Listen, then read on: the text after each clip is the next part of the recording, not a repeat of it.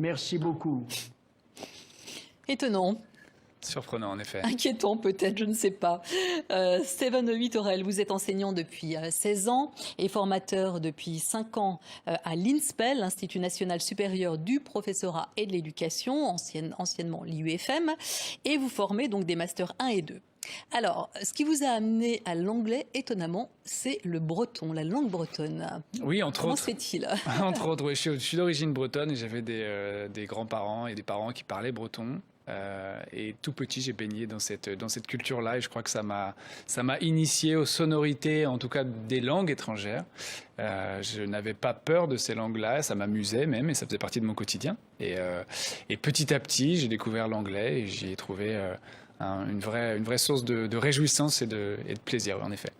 Alors, vous avez baigné dans le bilinguisme et aussi dans la musique. Et ce que vous dites, c'est que la musique est un vecteur idéal aussi pour performer en langue. Ouais, je pense. Après, ça ne veut pas dire que tous les musiciens sont bons en langue vivante, évidemment. On ne peut pas généraliser, mais je mais pense souvent, quand même. Oui, je pense qu'il y a des liens clairs entre la musique. Je pense que les langues vivantes sont des musiques et les musiques sont des langues vivantes qui permettent de communiquer. Il y a une notion de rythme, d'intonation, de cadence. Je sais que moi, tout petit, j'ai commencé à apprendre la musique, mais une musique à l'oreille.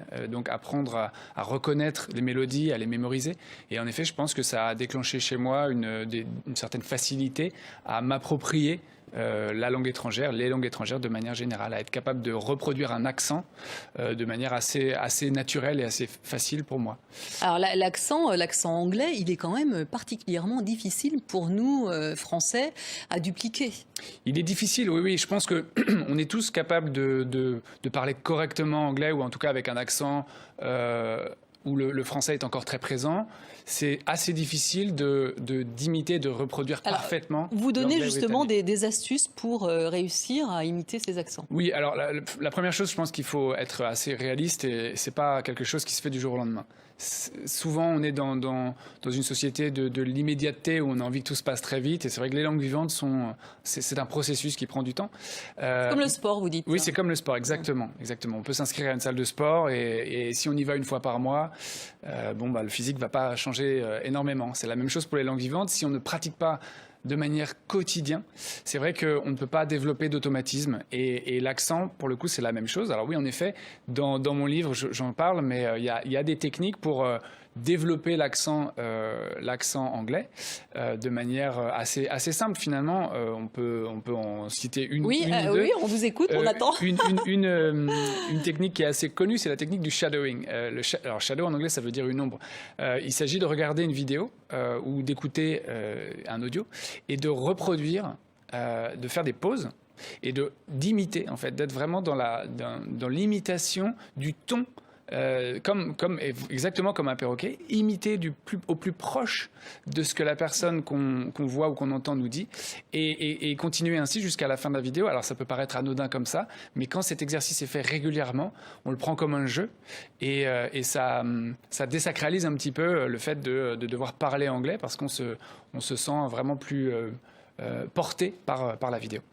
Voilà, et puis si on a du mal avec un mot, on peut aussi utiliser ce site wordreference.com qui permet en fait de bien prononcer un mot. C'est-à-dire tout à fait, il s'agit d'un dictionnaire en ligne en fait qui permet. Alors, moi je l'ai découvert et je trouve que c'est très utile. J'ai testé.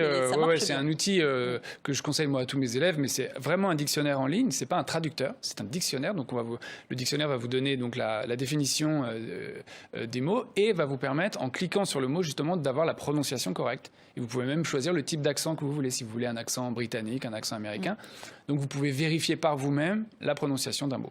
C'est tout simple. Alors, autre chose, c'est la mémorisation. Vous dites finalement qu'il y a des stratégies pour mieux mémoriser, et notamment avec la courbe d'Ebbinghaus, qui est assez ancienne, mais qui donne en fait un socle pour apprendre de façon plus efficace. Oui, alors le principe de cette courbe est assez méconnu finalement, mais ce que ça dit en clair, c'est qu'on a besoin d'une répétition espacée pour apprendre et pour mémoriser. On se souvient peut-être tous d'avoir essayé de retenir une leçon de manière très concentrée. Parce que ça marche pour toutes les matières, de en tout fait, oublier hein. le lendemain, parce qu'en fait, on était sur une mémoire à court terme. Cette courbe nous montre que si on veut une mémorisation à long terme, il faut qu'il y ait une répétition espacée.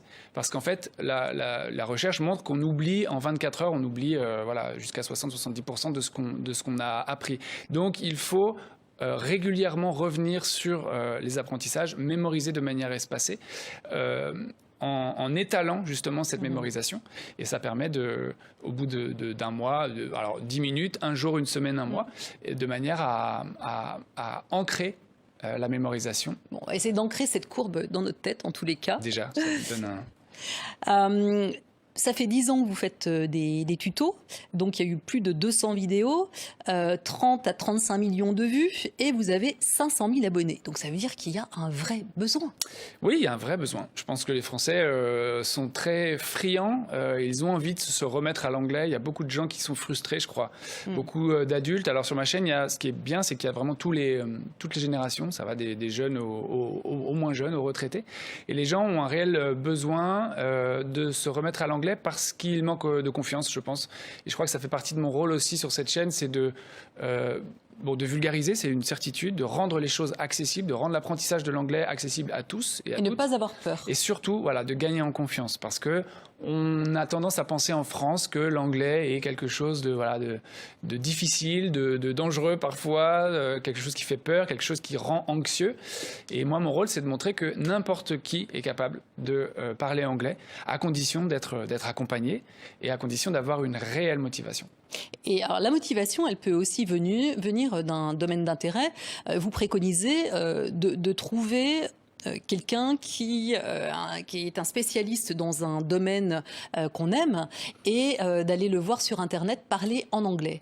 Alors oui, en clair, ce que j'essaie d'expliquer aux gens que je rencontre, c'est que on apprend une langue si on a une motivation, si cette langue est liée à une notion de plaisir. Donc je pense que joindre l'utile à l'agréable est possible. Donc il faut aller chercher un youtubeur. Un youtubeur ou lire un roman ou aller sur un site d'information.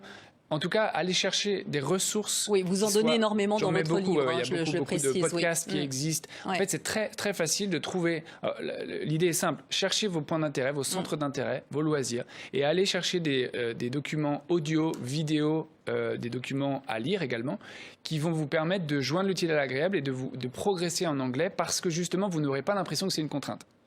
Aller voir des documents qui ne nous intéressent pas, c'est contre-productif, je pense. Alors, Steven, on va conclure par juste une dernière astuce, c'est se parler à soi-même, le self-talk. Le self-talk, c'est une technique qui consiste à se faire la conversation soi-même. Ça paraît un peu bizarre comme ça, mais on n'a pas toujours un interlocuteur pour communiquer en anglais. En revanche, il est tout à fait bénéfique de se parler et de décrire tout ce qu'on voit et de décrire ce qu'on est en train de faire. On peut le faire même dans sa tête, évidemment, on n'est pas obligé de parler à voix haute. Mais c'est une technique qui est vraiment très très efficace et qui permet de développer la fluidité de la langue et de ne pas avoir peur de prendre la parole une fois qu'on est en conditions réelles de communication. Éventuellement s'enregistrer, mais bon, ça c'est... On peut s'enregistrer, se réécouter, absolument. Merci beaucoup, Steven Whitterel. Donc, je rappelle le titre de votre ouvrage, Bientôt bilingue. Alors, c'est vrai que je le conseille parce qu'il est vraiment très riche en astuces et méthodes pour progresser et donc très fourni en idées de podcasts et autres ressources. Merci beaucoup. Et l'on reste dans un pays anglo-saxon, les États-Unis, où une grève historique depuis la mi-septembre.